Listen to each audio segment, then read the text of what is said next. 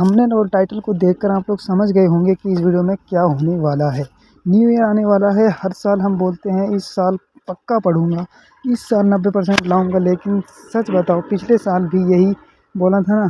और रिजल्ट के दिन सिर्फ एक ही लाइन बोली थी, काश थोड़ा और पढ़ लिया होता। तो यहाँ पर आज मैं कोई झूठा मोटिवेशन नहीं दूंगा। आज मैं बताऊंगा रियल तरीका जिससे आप लोग एवरेज स्टूडेंट भी 90% ला सकते हैं। देखो, सबसे पहले एक सच समझ लो, 90% लाने के लिए जीनियस होना ज़रूरी नहीं है, लेकिन एक चीज़ ज़रूरी है, कंसिस्टेंसी। कंसिस्टेंसी के बिना कुछ भी नहीं कर सकते हो। जो स्टूडेंट्स रोज़ 2-3 घंटे ऑनेस्टली पढ़ते हैं, वो उस स्टूडेंट से आगे निकल जाते हैं जो सिर्फ एग्ज़ाम से पहले पढ़ते हैं। सिर्फ जो 2-3 घंटे लगातार जो दिन में पढ़ लेते हैं, वो हर उस एवरेज बच्चों से आगे निकल जाते हैं। अगर आप लोग सोच रहे हो अब तो लेट हो गया है, मैं सीधा बोल रहा हूँ, अभी कुछ भी लेट नहीं हुआ है, अभी बहुत टाइम है। न्यू ईयर से पढ़ना स्टार्ट करने वाले 90% स्टूडेंट्स एक ही गलती करते हैं, कल से 10-12 घंटे पढ़ूंगा। और सच क्या होता है, 2 दिन पढ़ाई, 3 दिन गैप, फिर गिल्ट, फिर छोड़ देना। इसलिए रूल नंबर 1 लिख लो, पूरा सिलेबस देख देख के घबराने की ज़रूरत नहीं है। हर सब्जेक्ट को छोटे चैप्टर्स, छोटे छोटे टॉपिक्स में तोड़ दो। आज सिर्फ इतना बोलो, बस आज ये एक टॉपिक ख़त्म करना है, मतलब एक टॉपिक को लेकर के चलो, बड़े टॉपिक को मत सोचो। एक छोटा सा टॉपिक लो और उसमें कवर करो। एक दिन में 10 सब्जेक्ट मत उठाओ, एक दिन में 10 सब्जेक्ट मत उठाओ। सिर्फ 3 सब्जेक्ट, एक स्ट्रॉन्ग, एक एवरेज, एक वीक। एक स्ट्रॉन्ग, एक एवरेज, एक वीक, इन 3 सब्जेक्ट को सिंपल तरीके से लो। इससे दिमाग बोर नहीं होता है, कॉन्फिडेंस बढ़ता है, क्योंकि थोड़ा सा जो वीक है आपका, वो भी आपको हो जाएगा। अगर आपने जो स्ट्रॉन्ग पहली पकड़ बना रखी है, तो आपको माइंड और बढ़ता चला जाएगा, और एवरेज आपको सिंपल तरीके से करता जाएगा। और जो वीक है उस पर थोड़ा ज़्यादा ध्यान देना। सिर्फ पढ़ लेना काफ़ी नहीं होता है, लेकिन बिना 90% लाए, बिना पढ़े आपके, बिना पढ़े लिखे आपके 90% नहीं आते हैं। तो यहाँ पर एक गोल्डन रूल आपको मैं बता रहा हूँ, थ्योरी खुद लिख कर, मतलब जो क्वेश्चन आपने देखा उसकी थ्योरी खुद लिखो। मैथ्स के न्यूमेरिकल्स करो, मिनिमम 5 क्वेश्चंस आपको लेकर के चलने हैं। हिंदी इंग्लिश में आंसर लिख के प्रैक्टिस करो।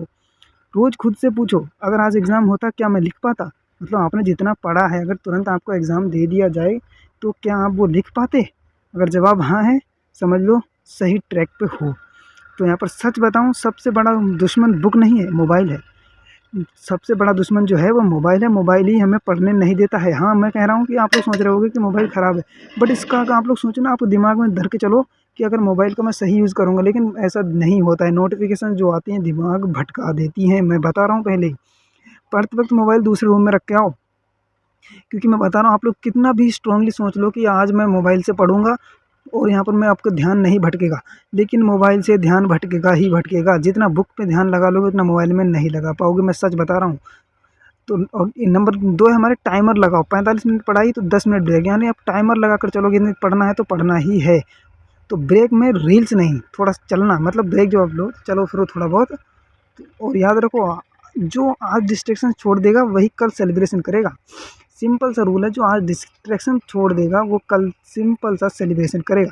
तो यहाँ पर सबसे बड़ा दुश्मन अब पढ़ाई का अगर मैं बताऊँ तो मोबाइल है। मैं सिंपल कह रहा हूँ कि सबसे बड़ा दुश्मन पढ़ाई है। आप लोग सोचते हो कि माइंड बना के चलते हो कि अब तो मैं सिंपल तरीके से पढ़ लूँगा, मोबाइल से पढ़ लूँगा, बुक की क्या ज़रूरत है।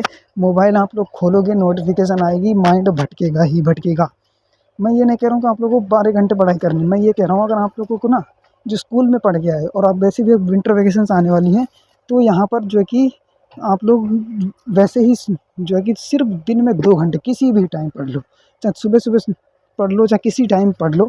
दिन में सिर्फ 2 घंटे आप लोग अगर पढ़ाई कर लेते हो, तो आप लोग, मैं बता रहा हूँ कि आपके 90% आने बिल्कुल पक्के हैं। ये हकीकत बात है। मैं ये नहीं कह रहा हूँ कि 10-12 घंटे पढ़ो, सिर्फ 2 घंटे काफ़ी हैं। और बस किसमें पढ़ना है आप लोगों को, जो आपके सब्जेक्ट वीक हैं उन पे ध्यान देना है।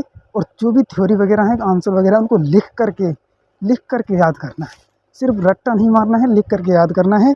इस तरीके से आप लोग अपनी पढ़ाई को आगे बढ़ा सकते हो, मेहनत। बाकी मुझसे भी कुछ ज़्यादा खास बताया नहीं गया, क्योंकि बस मैं आपको भी आपकी ही मदद करने के लिए आया हूँ। जितनी मदद हो सकती है मैं वही कह रहा हूँ। मुझे तो सिर्फ एक पॉइंट पकड़ में आया है पढ़ाई ना होने की वजह, वो है मोबाइल। हम दिमाग में लगाते हैं कि मैं सिर्फ मोबाइल से पढ़ लूँगा, बुक की क्या ज़रूरत है। मोबाइल खोलते हैं, माइंड इधर उधर जाता है, कोई नोटिफिकेशन आता है, तुरंत इंस्टाग्राम ओपन, रील्स चालू। मेरे भाइयों, बहुत काम की चीज़ है अगर पढ़ाई आप लोग आपकी बाद में पछतावा नहीं होगा। इतना सा मोटिवेशन था। अगर पसंद आया हो तो ज़रूर से लाइक कर देना, अगर ना भी आया हो देख लेना। बाकी मोटिवेशन देने की पूरी कोशिश की। अगर कोई गलती हुई हो तो माफ़ कर देना। तो मिलते हैं वैसी नेक्स्ट वीडियो में।